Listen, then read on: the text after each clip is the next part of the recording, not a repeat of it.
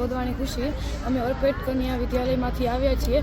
આજે અમે અહીંયા અમારો એનસીસી પરેડનો ડેમો, અહીંયા કરાટાનો ડેમો અને વગેરે દેવા આવ્યા હતા। અહીંયા મહિલા સ્વરક્ષણ સમિતિ દ્વારા આયોજન કરવામાં આવ્યું હતું કે જેના દ્વારા અમને શીખવવામાં આવ્યું કે મહિલાઓ જ્યારે એકલી હોય ત્યારે પોતાનું રક્ષણ કેવી રીતે કરવું, અને અમને અહીંયા અલગ અલગ હથિયારો બતાવવામાં આવ્યા, ટ્રાફિક રૂલ્સ વિશે માહિતી આપી, અને અમે બધા પોલીસવાળા સાથે મળ્યા, અમને પોલીસ સ્ટેશનની માહિતી આપી અને વગેરે માહિતીઓ આપી।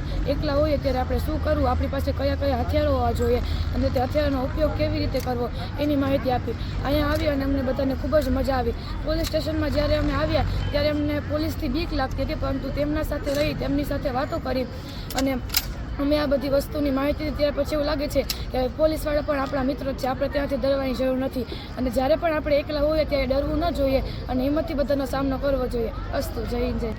સરસ, right. I am studying in TY BSc in Micro. આજે અમે ટંકારાના પોલીસ સ્ટેશનમાં મહિલા સંરક્ષણ સેતુ કાર્યક્રમમાં આવ્યા હતા। ત્યારે પહેલાં તો અમે અહીંયા આવ્યા ત્યારે અત્યાર સુધીના અમારા અનુભવ પ્રમાણે અમે ક્યારેય પોલીસ સ્ટેશનની વિઝિટ ના લીધી હતી, પરંતુ અત્યાર સુધી અમને પોલીસથી બહુ ડર લાગતો હતો। પરંતુ અત્યારે જ્યારે અમે આવ્યા ત્યારે અમને ખબર પડી કે અહીંયા પોલીસથી આપણે ડરવાની જરૂર નથી, પરંતુ એ તો આપણા પ્રોટેક્શન માટે હોય છે।